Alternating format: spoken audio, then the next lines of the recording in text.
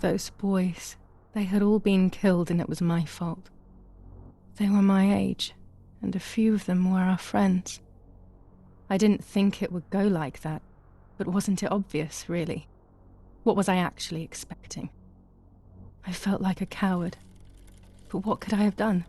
Should I have betrayed my father? I loved my father, but I also loved my friend Lapo. Which side was I on? I just listened to my heart. I thought it was the right thing to do. But instead, it was the worst thing I could have done.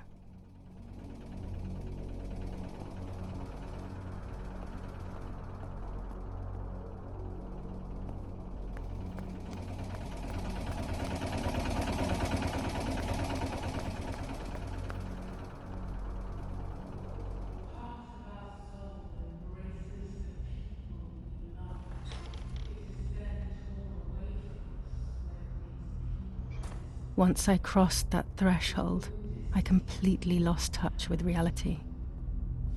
Everyone around me had died while I survived everything. But the church is a safe place. Finding it again is most impossible. I lost it in sorrow, and without time, I am lost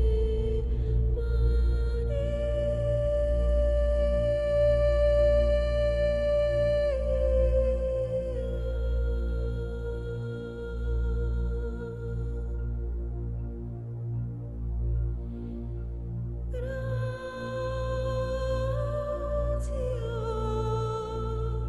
the dark.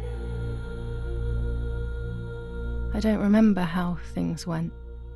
I just remember a big light and then photographs were being taken of me. There was a man dressed in white, a doctor, I presume. He was asking me questions, but I didn't understand what he was actually asking me. He wrote something on a piece of paper and then 2 nurses led me away.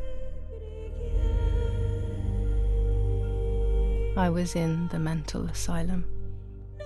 Some women were talking to themselves, others cried. Some were even covered in their own filth. Others were violent and tried to hurt themselves any way possible. They started to give me injections. What they gave me made my whole body shake. I broke my vertebrae and an ankle. I think it was called cardiazole or something like that. My body was like a fire that didn't want to be put out. When it appeared to be quenched, it would come back, even stronger than before. In the end, though, they won. There was no longer any need for therapy. Something inside of me had died. But nevertheless, I insisted on carrying along this painful journey. I was stronger than I could ever have imagined.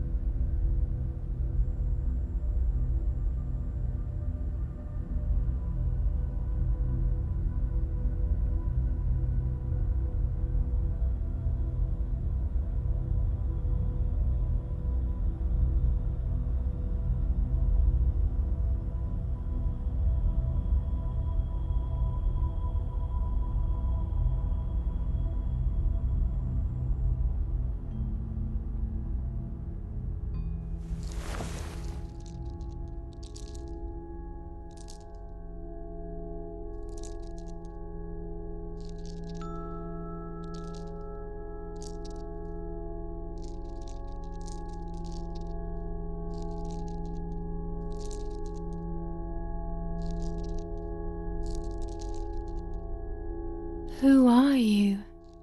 Wait, wait. I want answers. Don't go away. Talk to me about Martha, please.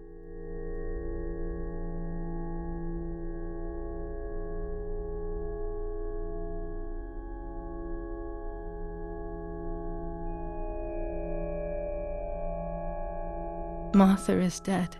I killed her to take possession of her life. I will never find peace for what I have done. I feared that would be the case. And what about Mummy?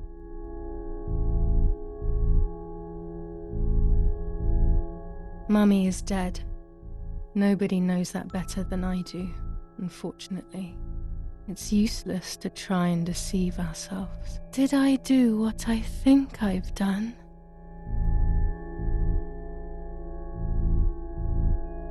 Yes, damn it.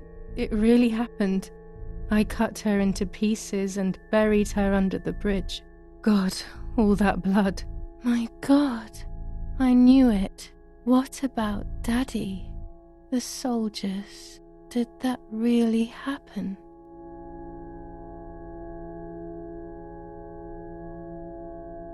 It happened.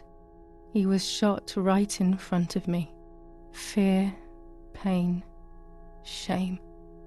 I can't remove it. I cannot relive it either. Unfortunately, I knew that already. What about Nanny? Poor Nanny. She really had nothing to do with it. But she died in our villa due to the bombings. We saved ourselves for some time by taking refuge at her house. Privileges for being rich. Feelings don't count for much, though. My poor Nanny. I'm afraid to ask about Lapo.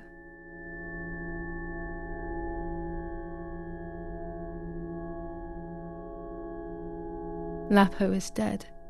He was blown up by a landmine. He got into trouble and paid with his life. My dear friend. Poor boy. Just as I remembered, unfortunately. One last question. The pregnancy?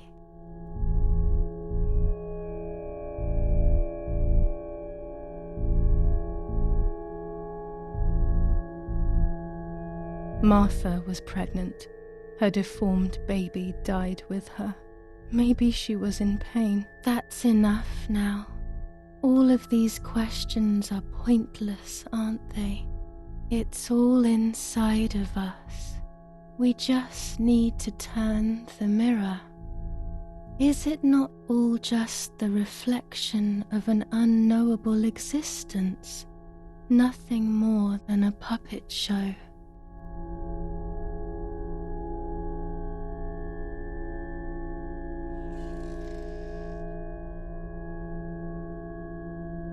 Ready for everything with open arms, even ready to kill.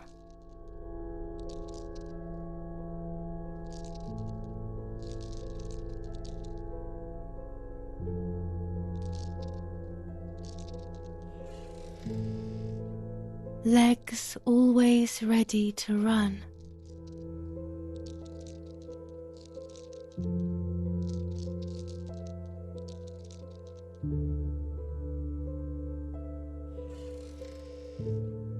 The womb that conceived in sin.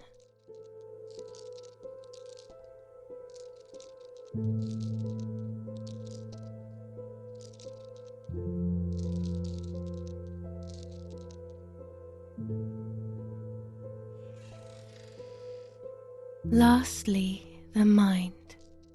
To protect us, it has turned us into monsters.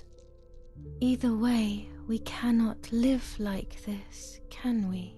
I'll take care of it. I don't need to worry. I'll try to sleep if I can. I've got this.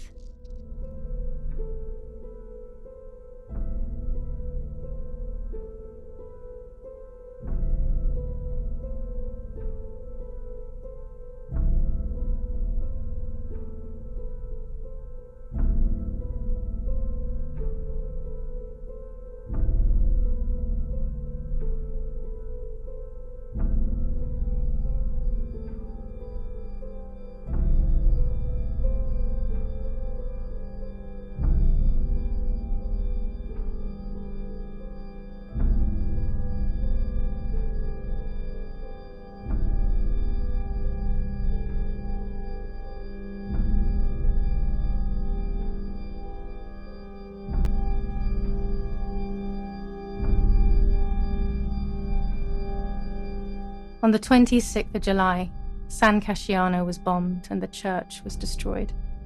But I was not there then. I was already in the asylum. Once again, stubbornly, I was not dead. The bombs hadn't killed me, and I had also survived myself. The most absurd test and the hardest one. The war ended some time ago now, both out there and inside of me.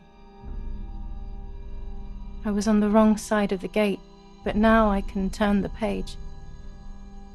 Life is opening its doors again, isn't it? If I hadn't been so lucky to survive myself, I would have thrown everything away. We think that danger is all around us, ready to attack. But the most devious and misleading dangers are the ones that are inside of us. They grow without us realizing. They make us suffer, remain confused, and remove our self-respect. I would have wanted to ask for help, but I was alone. This is my story. Thank you for being here, for listening to me. Now I'm ready to leave. How long will it take to get home?